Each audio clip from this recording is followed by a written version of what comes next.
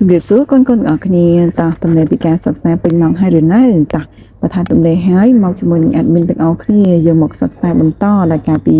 វគ្គមុនយើងបានសិក្សារួចមកហើយអំពីអក្សរ h ហើយមកដល់វគ្គនេះផងដែរយើងទាំងអស់គ្នានឹងមកសិក្សាអំពីអក្សរអ្វីដែរកូនៗ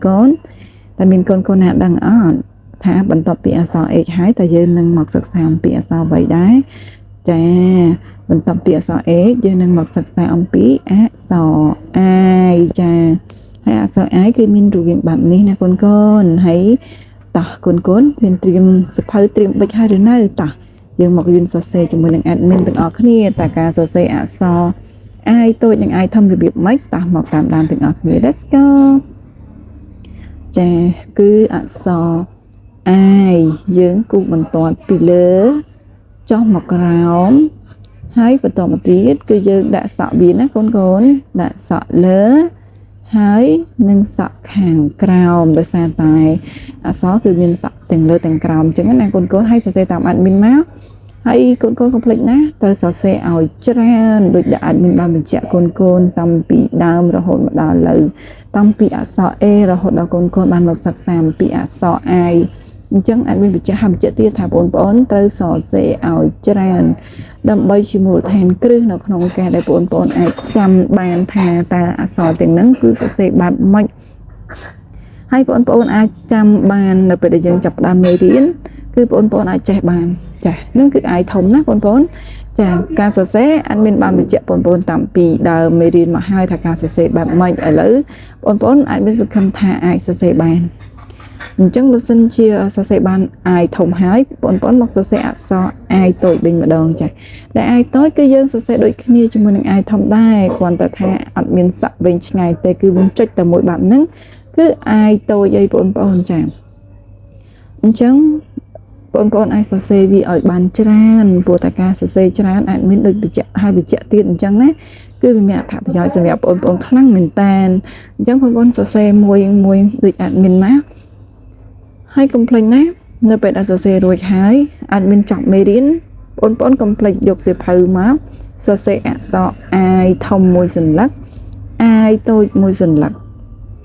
បានកាន់តែច្រើនបានកាន់តែល្អណាហើយកុំភ្លេចសរសេរស្អាតផងព្រោះអក្សរ admin អត់ស្អាតទេកុំសរសេរអក្សរតាម admin គ្រាន់តែថាមើលឲ្យត្រឹមត្រូវទៅតាមអ្វីដែល admin បានបង្រៀនទៅបានហើយចំណែកអក្សរត្រូវអាប់ដេតឲ្យស្អាតណាចាហើយខាងក្រោមនេះគឺ admin បញ្ជាក់ថានៅពេលដែលយើងសរសេរលឿនអក្សរយើងអាចប្រែប្រួលឆិតវិជាផ្ដេចផ្ដួលទៅតាមអ្វីដែលយើងអាចសរសេរបានហើយតែបើតាមជាក់ស្ដែងយើងសរសេរស្អាតទៅចាហើយបន្ទាប់ពីយើងសរសេរអក្សរទាំងអស់នឹងបានហើយបងប្អូនទៅមើលឡើងវិញថាតើបងប្អូនចាំហើយឬនៅហើយតើការសរសេររបៀបម៉េចចាអញ្ចឹង admin សូមបញ្ជាក់ម្ដងទៀតណាការសរសេរគឺបងប្អូនត្រូវតែគោះពីលើចុះមកក្រោមគឺបន្តឈរបែបហ្នឹងណាហើយបន្តមកទៀតគឺយើងចាប់ផ្ដើមដាក់សក់មកគឺសក់ខាងលើ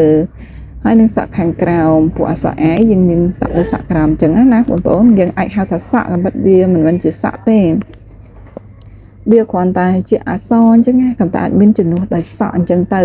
ហើយគឺយើងដាក់លេខ1លេខ2លេខ3មកគឺតួឈរលេខ1ផ្ដេកខាងលើលេខ2ផ្ដេកខាងក្រោមលេខ3អញ្ចឹងអក្សរ i តូចក៏ដូចគ្នាគឺយើងគូសពីលើចុះមកក្រោមដូចតែ admin បានធ្វើជូន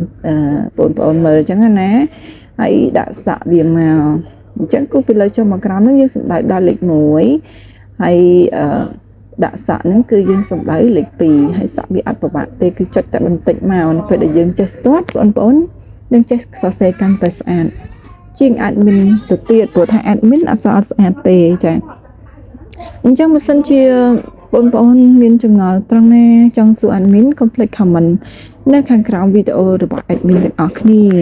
ព្រោះ admin នឹងចាំឆ្លើយតបរាល់សំណួររបស់បងប្អូនទាំងអស់ដែលចង់ចេះចង់យល់ចង់ស្វែងដឹងមិនថាជាមេរៀនដែល admin កំពុងតែបង្រៀនឬក៏មេរៀនណាដែលកូនទាំងអស់គ្នាមានការសិក្សាហើយមិនយល់ត្រង់កន្លែងណាក៏អាច comment នៅខាងក្រោមអត្ថបទរបស់ admin សាកសួរ admin បានបើសិនជា admin ចេះ admin មិនគំរិះនៅក្នុងការ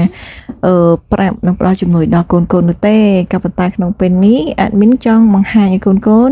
មករៀនអំពីអក្សរ i ឲ្យចេះស្ទាត់សិនណា មុននឹងយើងតែរៀនទាំងអក្សរផ្សេងទៀតចាអញ្ចឹងរៀនតាម admin ណាអក្សរ I តូចដូចកូនបានឃើញហើយ admin ក៏បានសរសេរហើយសរសេរទៀតហើយក៏ផ្ដាំទៀតឲ្យកូនខំប្រឹងរៀនសរសេរទាំង I តូចនិង I ធំព្រោះថាបើសិនជាកូនអាចចេះហើយមូលដ្ឋានគ្រឹះរបស់យើងគឺនឹងងាយស្រួលកាន់តែខ្លាំងនៅក្នុងការដែលបងប្អូនទៅចាប់ផ្ដើមចូលវគ្គសិក្សាបន្តនៅអក្សរពេញដូចជា I នេះបន្ថែមតួអក្សរស្អីខ្លះទៅជា ice cream ទៅជាការ៉េមណាអញ្ចឹងបើសិនជាបងប្អូនចង់ចេះពាក្យទាំងអស់ហ្នឹងមិនយូរបងប្អូននឹងអាចចេះហើយក៏ត្រូវទាមទារបងប្អូនខំសិក្សាបន្ថែមអរគុណសូមជួបគ្នានៅវីដេអូក្រោយទៀតណា